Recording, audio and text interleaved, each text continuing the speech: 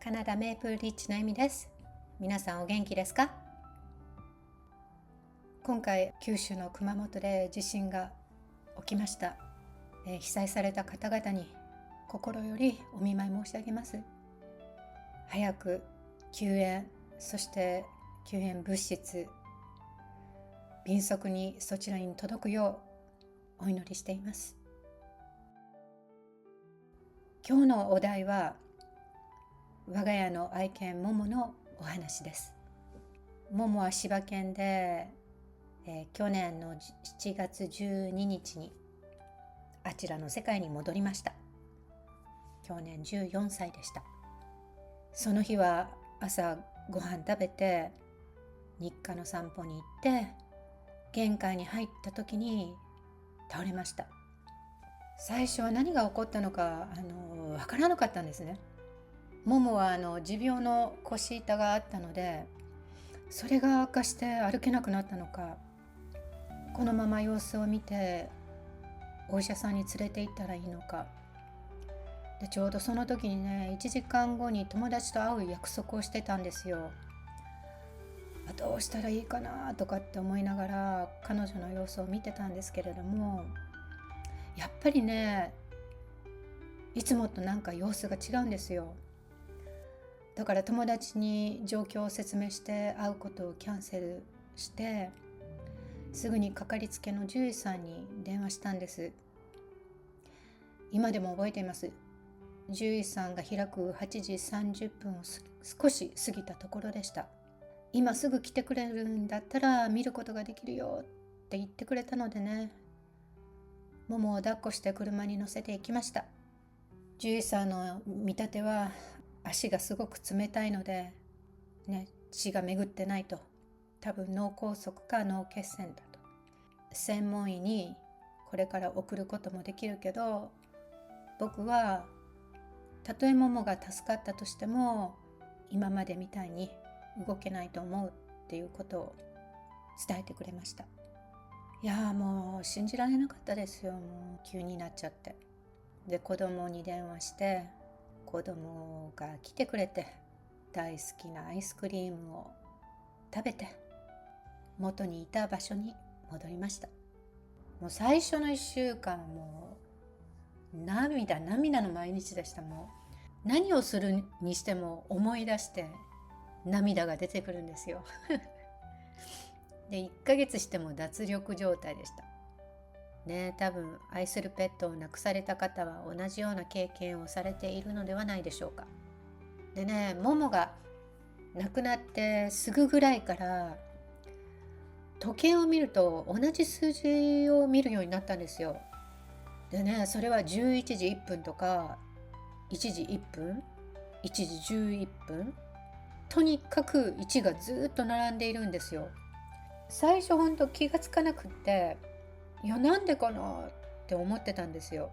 途中で気がついたのが、英語で1は何というのか。そうです、1です。111で、この話を娘にしたら笑っていたのですが、彼女も同じように1並びの数字がやたら目に入ると気がつきました。ももはももなりに自分がここにいるよということを私たちに伝えようとしているのだと思います。で、うちの家族は私がカナダに来てから猫を3匹、そして犬はももが初めてだったので1匹なんですけれども、私の幼少期、小学校1年から犬と猫がいたので16頭ぐらいかな、一緒に私の人生で過ごしてきました。で、最初に我が家で飼っていた猫が亡くなった時は娘が幼稚園だったんですね。で、亡くなってすぐに私と娘は同時に猫が冷蔵庫の前にいるのを見ました。すごいはっきり見えましたね、あの時。で、私だけじゃなくて娘がミリーって言ったので、彼女にも見えてるんだって確認できました。で、2番目の猫が外から帰ってこずに安否をずっと心配していたんですね。ポスター貼ったり外に行って呼んでみたりでね、1ヶ月ぐらいしてからね、同じ晩に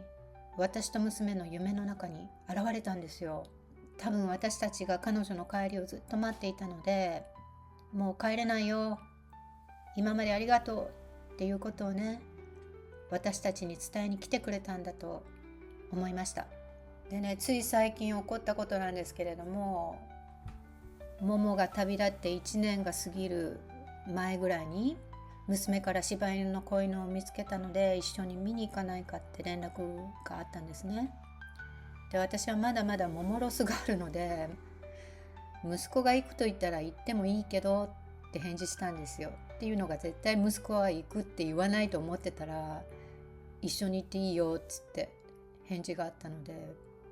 びっくりしました。みんな言葉には出さないけど、多分犬飼いたいなって思っているのかな。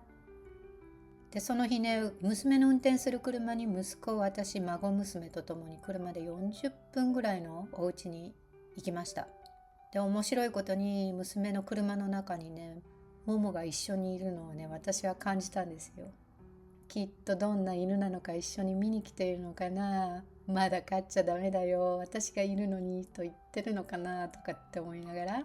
到着して30分ほどオーナーの方に親犬やその子犬と接していたんですけれども、私はもうこの子犬ではないなって会った瞬間に思ったんですね。で、私はその場で何も言わなくて、帰りの車の中で子供たちに、お母さんは我が家に来るのはあの子じゃないと思うよって言ったらね、娘も息子も同じ意見でした。私は今度我が家に来る犬はきっとモモが縁をつないでくると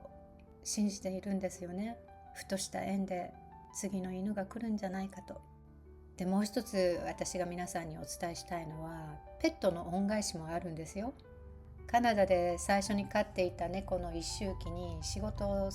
探していたんですよ。その時期、何十年も前なんですけれども。で、彼女の命日に仕事が見つかったんです。ああ、これはミリーが私に恩返しをしてくれたのかなって思いました。で、モモの恩返しは、これは恩返しかどうかわからないんですけれども、去年のクリスマスに娘婿の家族の方が、私たちが可愛がっていた柴犬のモモが亡くなったので、クリスマスのプレゼントに柴犬の置物をプレゼントしてくれたんですよ。で、そのプレゼント開けてびっくり、モモにそっくりだったんです。娘婿の家族はモモのことをそんなにあんまり見たことないので、どんな顔をしてるかっていうのは分からなかったと思うんですね。